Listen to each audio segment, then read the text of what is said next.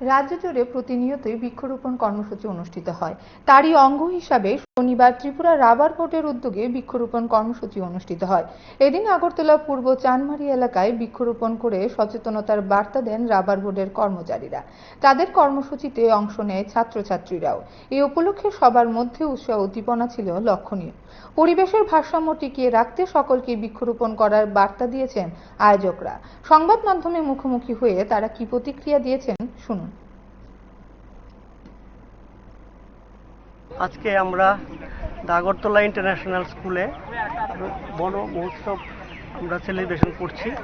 সমস্ত teachers, students, guardian এবং আমরা যারা বোর্ড অফ ডিরেক্টর এবং মেম্বার এই সোসাইটি সবাইকে নিয়ে। তো আপনাদের সবাই স্বাগত।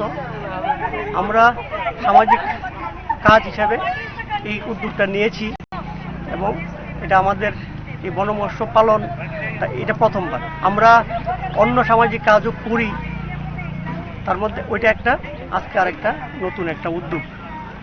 যাক, আজকে আমরা এখানে যে স্কুলের সবাইকে পেয়ে আনন্দিত এবং আমরা বোর্ড অফ ডাইরেক্টর এবং মেম্বার সোসাইটি সবাই এখানে আছেন।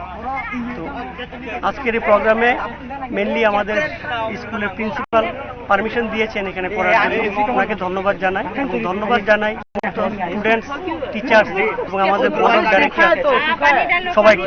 আর আজকের প্রোগ্রামে মেনলি যে উদ্বোধনটা করা হলো চারা রোপণ উনি করে, ওটা হয়েছে আমাদের রাবার বোর্ডের ত্রিপুরা জোনের হেড, আমাদের জয়েন্ট রাবার প্রোডাকশন কমিশনার সালি এন্ড